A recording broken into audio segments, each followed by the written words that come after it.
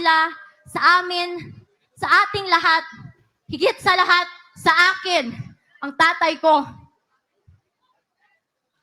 Noong March 11, 2025, nasaksihan ko ang pagkidnap at pag-abuso nila sa tatay ko. Bantayan natin itong ating taunang national budget para hindi na maulit itong maanumalya at tiwaling national budget natin ngayong taon na ipinasa ng Marcos administration na base sa napakaraming blankong bicameral conference committee report na nagkakahalagang higit kumulang ay 241 billion pesos. Nagkakaroon sila ng issue, malaking issue na daldalan na ginagawa nila. Ang kanilang pang-cover sa mga issue na ito ay atakihin yung kalaban nila sa politika. Tama. Ano po? From national or we're talking here of local politics, dyan lang po sa Davao? Hindi, national. Tulad na ng sinabi ko, blanco yung budget, nag-file sila ng impeachment. Ang laking tanong nun kasi blank check yun Parang ikaw na ang magsasabi kung paano at saan mo gagamitin yung pera ng gobyerno. Nag-file sila ng impeachment. Nung nagkaroon na drug overdose at merong namatay sa Amerika at nandoon sa loob ng kwarto si First Lady Lisa Marcos at nandoon sa police report, cocaine yung sinasabing nagkalat doon sa kwarto na yon, ay bigla na lang nilang hinila, kinidnap, kinuha, dinukot si Pangulong Duterte. Yes. Good morning mga kasama. Nandito na naman si Kuya Goods nagbabalik. At syempre, kung di ka pa nakasubscribe sa ating channel, pa-subscribe na lang po at hit mo na rin yung bell para lagi kang updated sa ating mga video. Eto na. Panigurado, 7 araw na lang ho. Botohan na.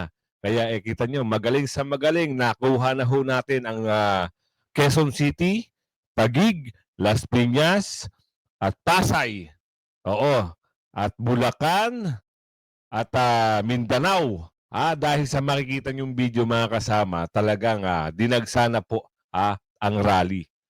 Senatorial candidates with team Duterte, talagang makikita nyo. At si Kitty Duterte at si Miss Hanelet ay sumama na rin sa pangangampanya. Kaya kayo mga kasama, gusto nating manalo ang mga Duterte, kampanya ho.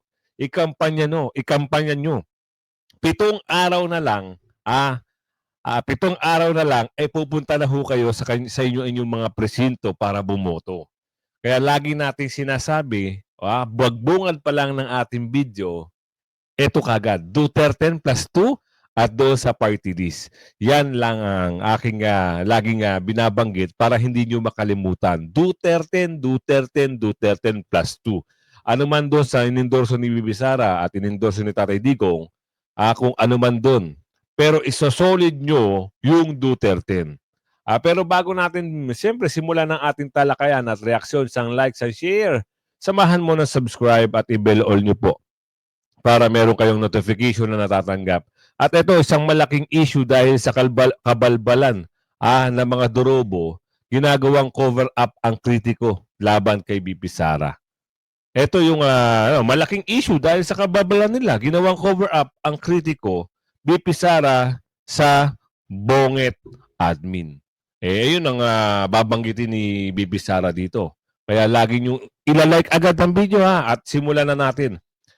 Sa oras na ito, dahil oras ng mga rally-rally, pakukos, ibibigay ko sa inyo yung mga detalye kung ilang mga libong tao ang dumadalo sa rally na ito. Ito na. Edukasyon ang ating mga anak.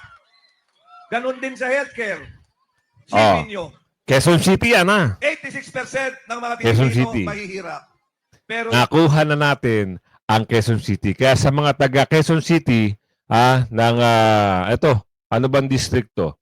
Kung district 2, ano bang district si Bong Suntay? District 2 o District 1? So, number 2. Kaalyado ni Bibi Sara, kaalyado ng Duterte. Yan, isosolid natin yan dyan imbis na dagdagan ang budget ng DOH District para 4, sorry. ng mga ospital, mag-hire ng mga medical staff, bumili ng mga medical equipment, yung budget pagdating, binabawasan pa. Paano na yung mga tao, naalala ko tuloy, yung batas na ginawa ng ating senador, Bongo. Alam nyo, nung nakaupo ako, napagtulungan namin na ma-approve yung Malasakit Center Act. Alam nyo ba yung Malasakit Center? Yan ang sinasabi ko. Yang malasakit na yan, malaking tulong yan sa ating kababayan. Hindi ko lang alam bakit tinanggalan ng pondo. siniro ang pondo o inalis. Pero yang malasakit na yan ang tumutulong sa ating kababayan sa oras ng kagipitan. Lalong-lalo na sa medical at medicine.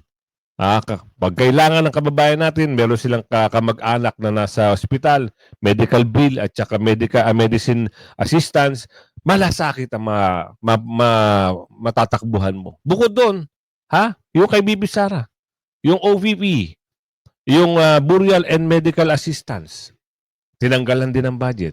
Ngayon, ibabalik yan sa tulong ni Senador Bongo at si Congressman Suntay.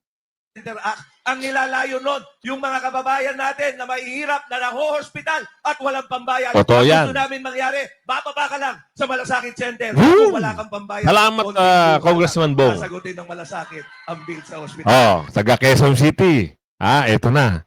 Pag nakaupo lahat ng Duterte at sa tulong ni Senador ni Congressman Bong Suntay, ibabalik ang malasakit. Hindi na kayo mahihirapan sa Quezon City. Isipin nyo malasakit sa Quezon City, andyan na naman. Pupunta ka lang doon sa may isang area ng malasakit office, matutulungan ka na. The best. Meron ba sa inyong mga nakalapit na sa malasakit? Meron!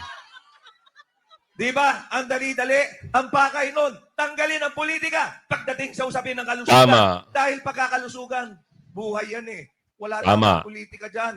Isipin mo, kung iaasa lang natin sa guarantee letter ng mga politiko, yung hihingin tulong sa ospital. Paano kung hindi natin kaalyado yung politiko? Tama. Paano kayo makakahingi ng tulong? Di ba mas maganda, social worker lang ang kausap nyo galing sa ospital? Dahil nandun yung pasyente, andun yung nagbabantay. Di ba mas maganda, bababa ka na lang sa Malasakit Center, tapos ang tulong na kailangan mo, ibibigay sa'yo? Yan ang ginawa ni Senador Bongo. Di ba? Yan ang gusto natin. At huwag niyo kalimutan yung tsuhin niya. Si Doc Mata. Tandem na ngayon. Meron ng malasakit at isang doktor sa Senado. Yung mga bill para sa mga... sana ipasa rin. Pag umupo na yung Duterte, maipasa naman yung bill na wala ka na talagang bayaran sa mga ospital. Diba? Isang malaking bagay yun. Malaking tulong yun sa ating kababayan sa buong Pilipinas. Diba? Eto. Kaya ako nasasabi, ang Quezon City ay nakuha na natin. Nakuha na rin ang Maynila.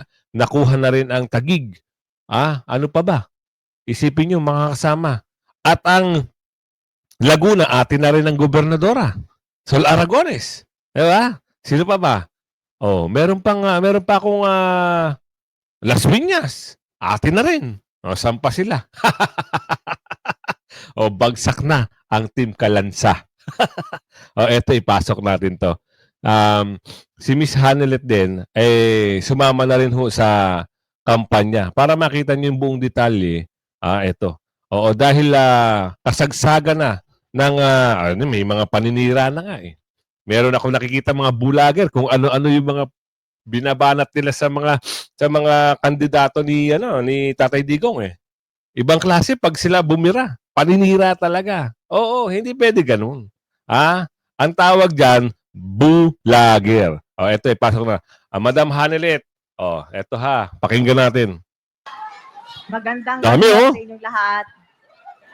Quezon City Kumusta Quezon ho City pa kayo? rin.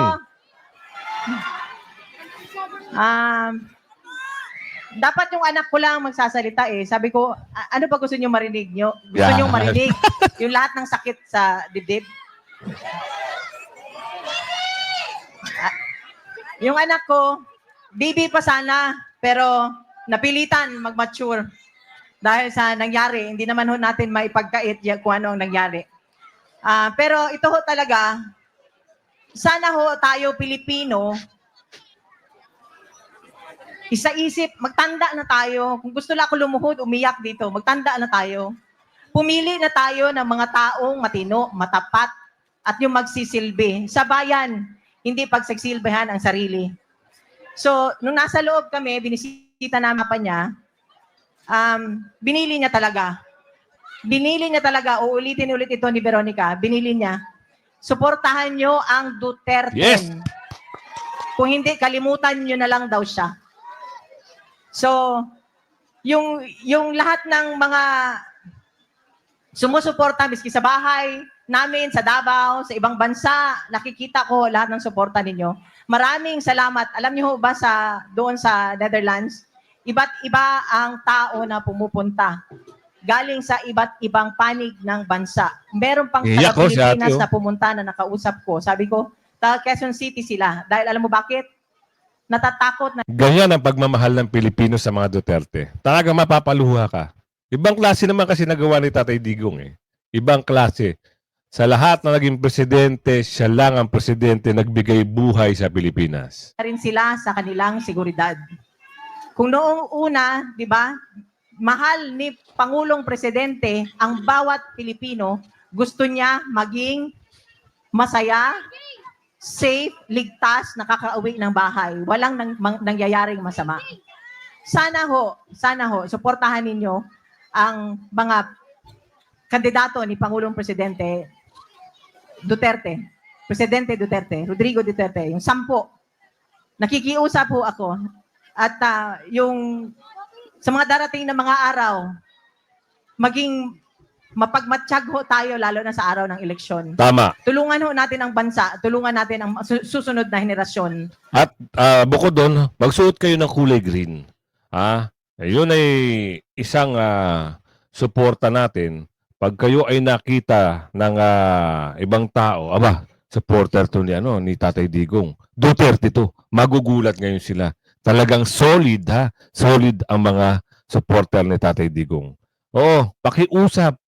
Huwag kayong magtatapyas dito sa Duterte. Dagdagan nyo ng 2. Dagdagan nyo either kay endorse ni Bibi Sara o endorse ni Tatay Digong. Wala na hong natira sa atin. Di ba naalala nyo nung naging siya ang presidente? Naalala ko, OFW ako eh. Lahat ng mga Pilipino na sa abroad, proud na proud maging Pilipino. Pero ano ho ngayon ang nangyari?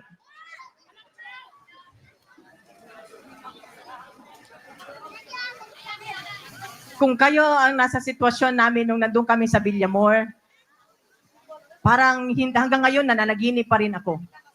Parang hanggang ngayon hindi pa rin ako makapaniwala. Gusto ko humingi ng tulong, hindi ko alam kung saan. So kaya ngayon, nandito kami, nagsasalita. Humihingi kami ng tulong ninyo. Suportahan nyo ang Duterte.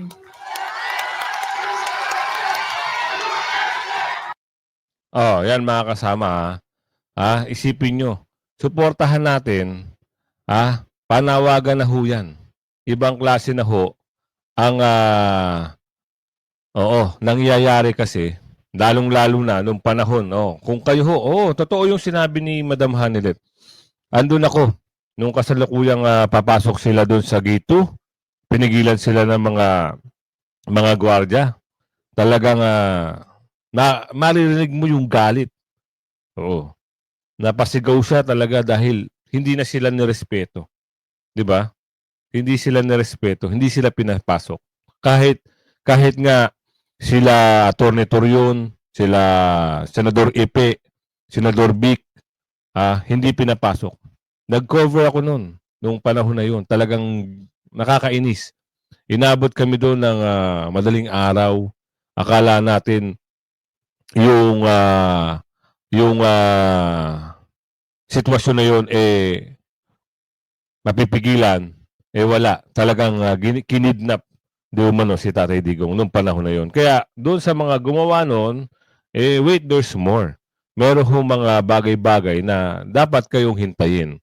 Nasimula na yan. Sinimula na yan kita yun, nagsimula. Oo, si Ate Amy. Nag-file na ho si Ate Amy para dito sa mga dorobo na nagtulong-tulong para isakay, ilipad si Tatay Digong sa dahig. Ito, pakinggan natin yung mensahe ni Kitty. Magandang gabi sa inyong lahat. Ako si Veronica Kitty Duterte, bunsong anak ni Pangulong Rodrigo Roa Duterte. Naaalala niyo po ba, noong panahon ni PRRD, nakakaalis at nakakauwi ng ligtas ang mga anak niyo? Tama. Ibalik natin ang ganoong pamamahala sa bansa. Nandito ako ngayon dahil kinuha nila sa amin, sa ating lahat, higit sa lahat, sa akin, ang tatay ko. Noong March 11, 2025, nasaksihan ko ang pagkidnap at pag-abuso nila sa tatay ko. Imbes na krimen, korupsyon at kahirapan ang pagtuunan ng pansin ng pamahalaang ito, inuuna nila ang pagsira sa pamilya ko at sa lahat ng kalyado nito. Pumili tayo ng matino at matapat sa paglilingkod kasi kung hindi, kawawa tayong lahat at ang mga susunod na henerasyon. Tama. Mahalagang magkaisa tayo sa araw ng eleksyon, May 12, 2025. Suportahan natin ang PDP laban senatorial slate o mas kinikilalang Duterte.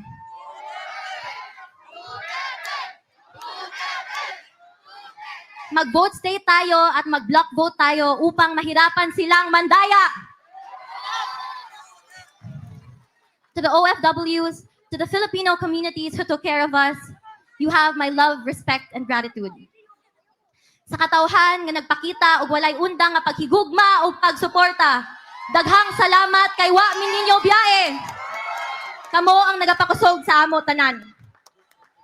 Maiaabot ako na personal na mensahe ng tatay ko sa bawat Pilipino. Yan. Pakinggan natin. Sabi niya, I did what I could for my country. And you are all in my heart. Pangalawa, ang sabi niya, kung kakalimutan nyo lang rin ang Duterte, kalimutan nyo na lang rin siya. Mga kababayan, huwag nating kalimutan ang bilin ni Tatay Digong.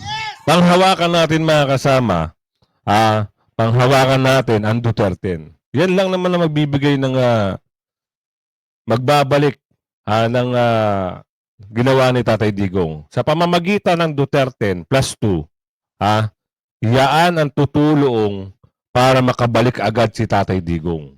Black voting ang gagawin natin. Solid natin, Duterte plus 2.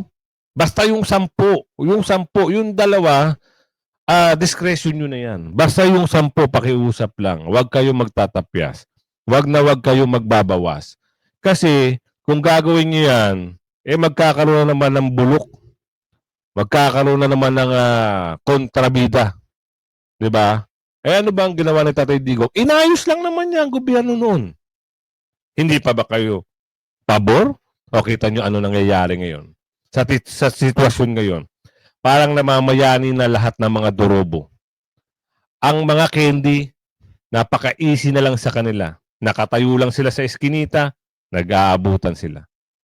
Ang mga bagay-bagay na wala noon, andyan na naman ngayon. Ang pandodorobo sa kalye, kita nyo na naman. Meron naman dyan yung mga riding, di ba? Meron naman dyan basag kotse. Yung panahon ni Tatay Digong, ang lespo umiikot kahit hating gabi. Ngayon, parang sa panahon ni Tatay Digong, maraming takot sa kanya. Mas maganda yun, maraming takot. Kesa lang natatakot. Di ba? Tumahimik ang Mindanao, tumahimik ang mga taga-bundok, tumahimik lahat. Dahil may takot eh. Kung ikaw ay gagala ng gabi at alam mo naman wala kang gagawin, okay lang. Pero kung ikaw ay mag-iikot at alam mong gagawa ka ng hindi maganda, hindi ka pwede kay Tatay Digong noon. Sa totoo lang tayo, huwag tayo magplastikan. Kahit yung mga ibang abogado at ibang personalidad, ngayon lang nila naiisip na mas maganda ang ginawa noon kesa ngayon. Bakit? Tahimik nga noon eh. Wala kang masyadong mabalitaan na hold up dito, hold up doon. Walang ganun. Ngayon, sa damakmak ka, saan ka pumunta? Luzon, Visayas, Mindanao, andyan na naman sila.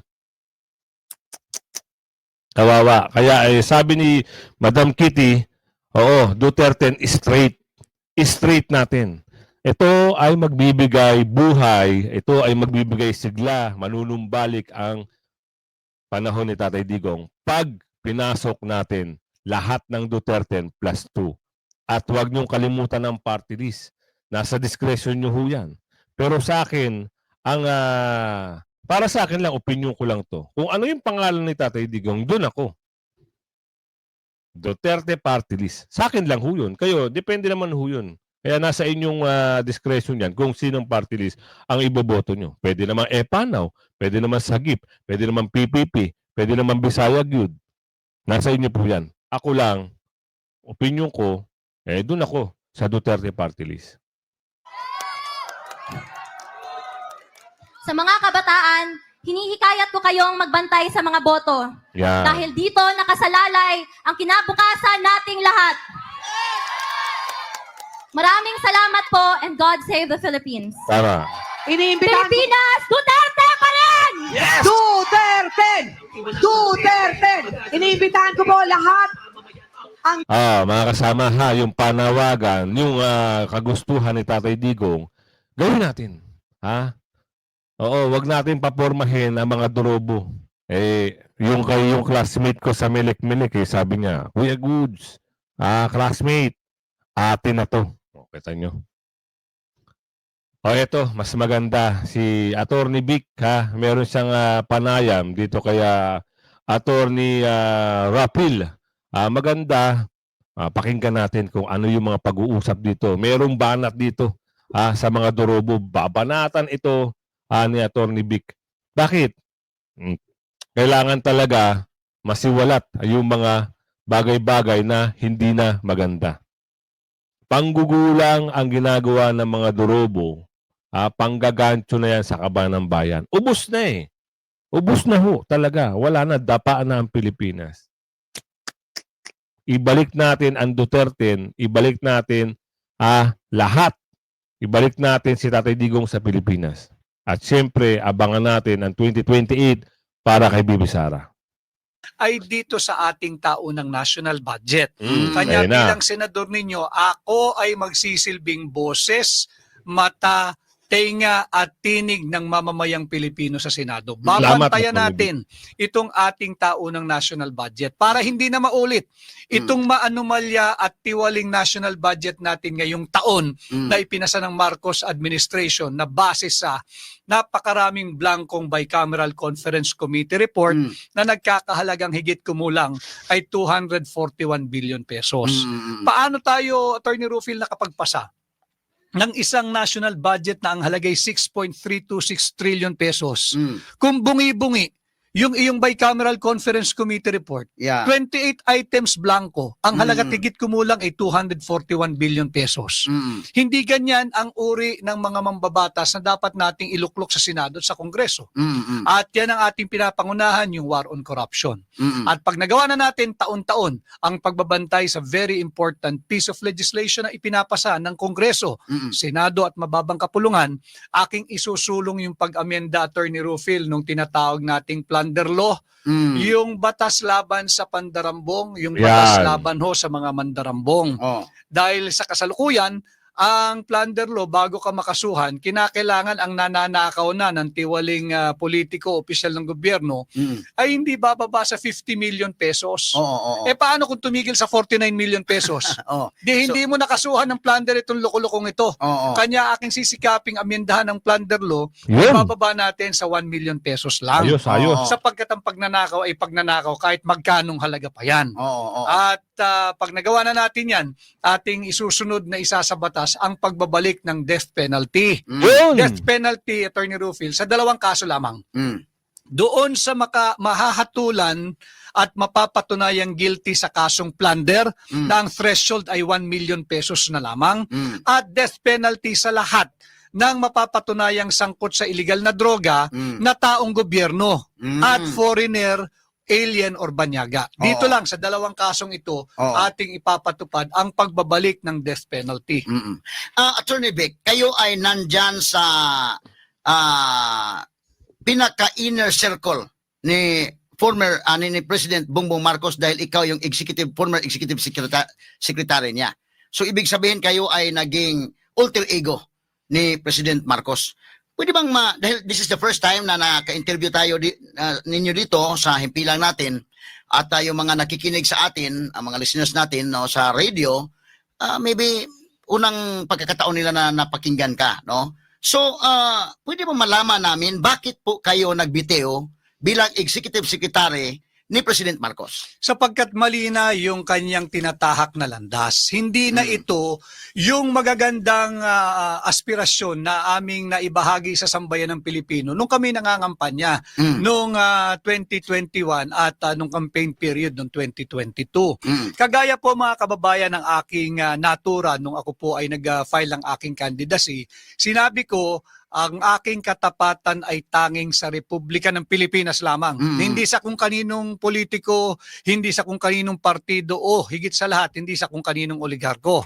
At kaya ako'y kumandidato bilang independent, kasama ko ang hakbang ng maisog, dahil ang nais kong kapartido kayo, ang sambayan ng Pilipino. At I will always side with the Filipino people. Pag nakikita kong mali na at papunta na doon sa daan na dapat nating linalabanan, yung daan na siksik, liglig, umaapaw ng korupsyon, lalabanan natin yan at tatalikuran natin yan. So yan ang main reason bakit kayo nagbitiw from Yes. the Marcos administration. Yes. Because Oo. I do not want to fail the expectations of the millions of Filipinos na naniwala, nakinig at humawak doon sa magagandang pananalita na aming nabitawan noong 2021 at 2022. Kabahagi na dyan, Attorney Rufil, yung kanyang ipinangakong 20 piso kada kilo ng bigas, yung Yeah. murang bigas. Oo. 3 taon na sa pwesto, walang murang bigas. Oo. Okay, yung reaction ninyo ngayon dahil yung bigas na 20 pesos nagsimula na kahapon. Kahapon lang dito sa Cebu. Hindi po totoo yan, pambubudol yan. Yan. Dahil bakit ngayon lang? Dahil may halalan? Oh. Bakit sa Cebu lang? Oh. Ibig sabihin, yung mga mahihirap at hindi makabili ng murang bigas, yung walang access sa murang bigas na makakain, sa Mindanao at sa Luzon ay hindi kasali. Paano yung taga-Southern Luzon, taga-Southern Tagalog, na walang pera pambili ng makakaing bigas, hindi sila kasali? Ito'y nakikita natin, pamumulitika lamang at pang-iinsulto sa inyo, mga Cebuano. Binibili ang inyong boto, kapalit na itong 20 pesos kada kilo ng bigas. Tanungin ninyo sila, hanggang kailan yan? Oh. Hanggang May 10 lang? Oh. O hanggang May 12 lang pagkatapos wala na? Yon, tama. Natumbok mo. Natumbok mo, Attorney Vic, Senador Vic. Oo, isang malaking pang bubudol nga yan. Bakit? Bakit tinaon ngayong eleksyon? Bakit noon hindi? Di ba? Kasi meron silang target. Meron silang target sa Bisaya na kumuha ng boto. Hoy! Marunong na ho ang mga taga-Bisaya. Hindi na ho sila magpapaloko. Hindi na ho sila magpapabudol. At doon sa mambubudol, sinabihan na rin yan ng COMELEC, na bawal na rin yan. O wala na kayong magagawa. Pina-stop na kayo eh. O, ano nang gagawin nyo?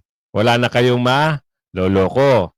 Tigil na. At saka, for sure, ikaw na lang ang matitira dahil papasok na lahat ang Duterte plus 2, ikaw na lang ang natitirang nakaupo. O, ikaw nga. O, kung sino nakaupo ngayon, abangan mo ang revenge daw, sabi ni Aling Ledesma. What? Yari. Naku po. Ano kaya yung revenge na yun, mga kasama?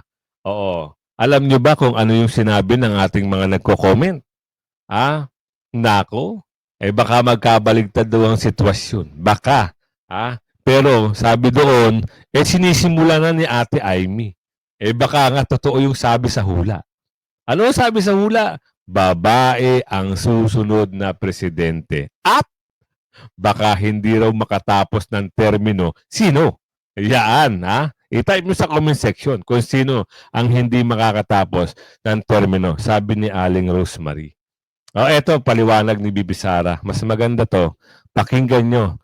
Ito yung mga issue na ginagawang cover-up. Ang alin? Kilala nyo naman yung mga, siyempre, yung mga tagapagsalita o underman yan. Oo, na alam mo naman na walang sustansya ang mga sinasabi. Bibi Sara, ano yung dapat malaman ng taong bayan? At bukod doon laging nananawagan si Bibi Sara, Duterte plus 2 at doon sa party list. Vote straight Duterte, huwag ka magtatapyas. At syempre doon sa party list natin. Every time nagkakaroon sila ng issue, malaking issue na daldalan na ginagawa nila, ang kanilang pang-cover sa mga issue na ito ay atakihin yung kalaban nila sa politika. Tama. Ma'am, ano po? From national or we're talking here of local politics, dyan lang po sa Davao? Hindi, national. Tulad na ng sinabi ko, blanco yung budget, nag-file sila ng impeachment. Ang laking tanong nun kasi blank check yun eh. Parang ikaw na ang magsasabi kung paano at saan mo gagamitin yung pera ng gobyerno. Nag-file sila ng impeachment. Nung nagkaroon na drug overdose at merong namatay sa Amerika at nandoon sa loob ng kwarto si First Lady Lisa Marcos at nandoon sa police report, cocaine yung sinasabing nagkalat doon sa kwarto na yon, ay bigla na lang nilang hinila, kinidnap, kinuha, dinukot si Pangulong Duterte. Ngayon Tama. naman, 20 pesos ang kilo ng bigas, isang araw lang, tapos na, wala na. Totoo yun. Pakinggan natin lahat.